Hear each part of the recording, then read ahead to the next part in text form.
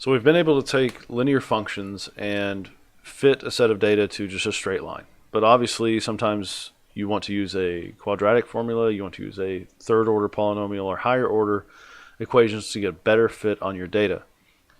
In some cases, raising the order too much is a very, very bad practice. In other cases, raising it up to a fourth or fifth order curve fit is wonderful for improving your accuracy of a fit through a certain region. Before we even get into discussions of those higher order methodologies, I want to also encourage you to absolutely keep very high numbers of significant figures for your leading and trailing coefficients. Numerous times I've seen students on exams, on research, they will do a curve fit, save 4 significant figures, maybe even 6 significant figures for the highest order term. Like for the x cubed term, they'll save 6 sig figs for that a, what would that be? That'd be a4. The leading coefficient. They say, that's got to be pretty good, right?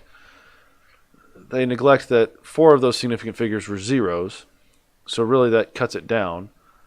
Not true significant figures. I should say they were saving 6 digits. Of those digits they saved, only a few of them were significant. And the problem arises that on the high order terms, as you get to large values of x, that coefficient matters tremendously.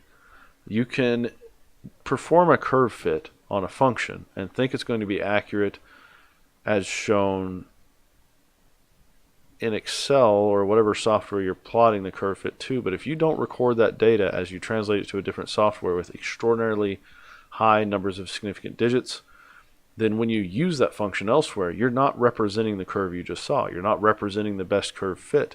You've lost that information in translation. So for a number of reasons, and hopefully we'll work in examples showing you that caveat, you have to reproduce these curve fits with very high levels of significant digits. Doesn't hurt you to take the data along with you. It will hurt you if you do not represent it accurately enough. But okay, let's get back into the textbook looking at section 6.4, curve fitting with quadratic and higher order polys. Hey, that's a polynomial. Coefficients a, x to the n, a of n minus 1, x to the n minus 1 goes down. So it'll be like a5, x to the 5th, a4, x to the 4th, a3, x to the 3rd, going all the way down to a naught. So that's the only term that doesn't have an accompanying x. It's lonely.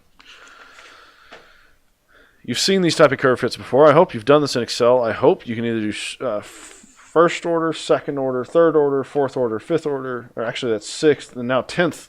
So out of these curve fits, look, 10th is the best, right? I think there are 10 data points, and the 10th order fit passes through them all. Doesn't that mean that it's the best fit with the least residual out of everything?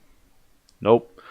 This is where you have to be a little bit smarter than the computer. In fact, out of all this data, I might say that the second order fit is the one I would go with using.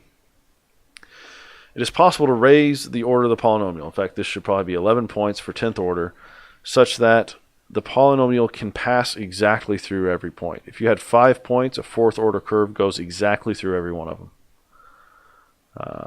If you have 3 points, you can get a second order curve to go exactly through every single point. That's really, really bad. That's not good engineering practice. You are mathematically minimizing the error, but look at this. This curve fit is junk. I doubt that somehow the physics between points 1 and 2 causes massive little spike. The same thing to go at the end. So all this noise and higher frequency oscillation between these data points just can't really truthfully exist. So first order, second order, third order, pretty good. Only go up to higher order terms if you really, really need to. Okay, so that's advisement. Let's talk about how this actually occurs.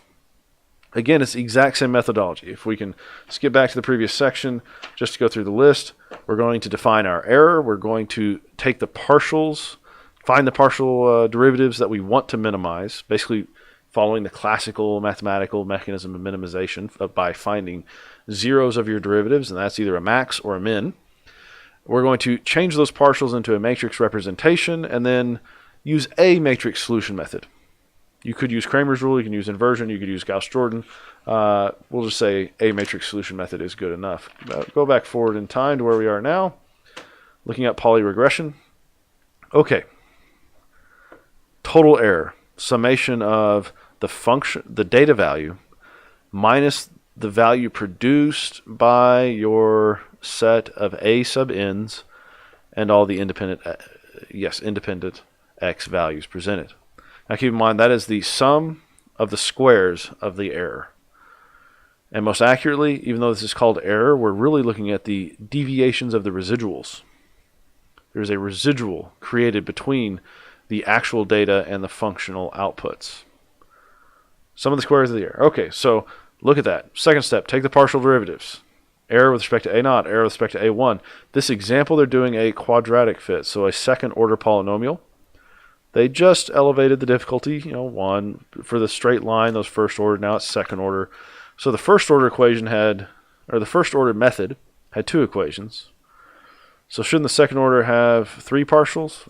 Yeah, does. The next one just went to the next page. So 3 equations, 3 unknowns for second order. You're right in assuming that a third order regression would have 4 equations, 4 unknowns. And if we look forward a little bit into this example, you obviously probably already see a little bit of mess over here. They are performing, I believe, yes, a 4th order regression. If you see, they have a 5 by 5 matrix of summations. This looks way more scary than it is. Summations just mean add. Not a big deal. But anyway, partials, those partial derivative equations changed into matrix representation. And if you look at that, there's a very obvious and apparent pattern that emerges. I hate to talk directly about patterns in terms of mathematics. It makes it seem non-determinate. There's not a pattern here. We're not learning a dance routine or something. We are following rigorous mathematic process, but in terms of just using this, in terms of scaling from 2 to 3 to, fourth order. This is second order, fourth order, 3 by 3 matrix, 5 by 5 matrix. You can start writing higher and higher order higher order polynomial curve fits just by recognizing this pattern. So notice top left, summation of nothing, right? The top left coefficient is always going to be n. So n times a0, x a1, x squared a2, so you can just write right across the first line. Second line starts at x of I, a0, x squared a1, x2, x cubed a2. Third line starts at x squared, a0, a1, a2, x squared, x cubed, x to the fourth. That pattern continues even as you get up into the higher order fits. So the first line, nothing. It's just n times a0, x squared, x cubed, x to the fourth, a0, a1, a2, a3, a4.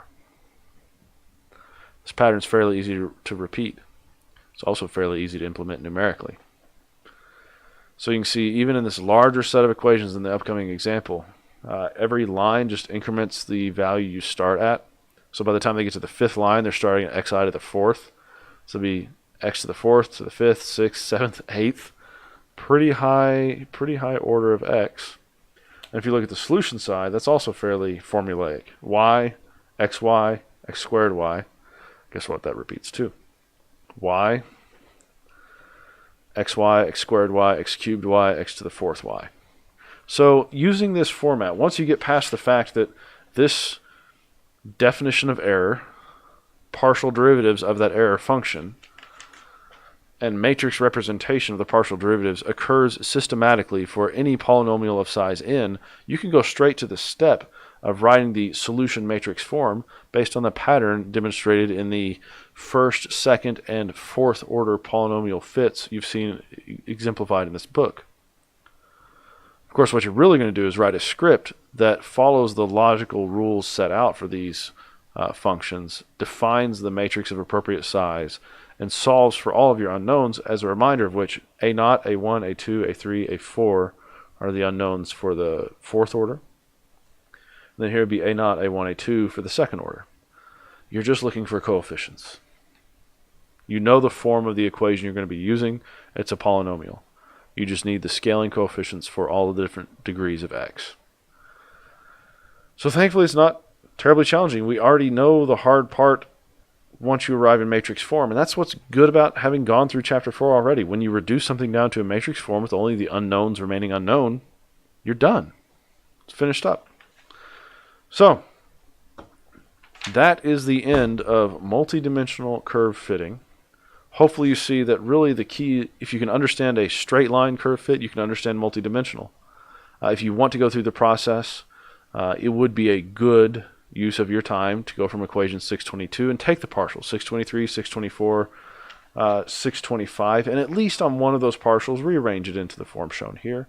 We went through that for the first order straight line curve fit, but it'd also be advantageous for you to do that here for the higher order terms. So go through things. It's useful.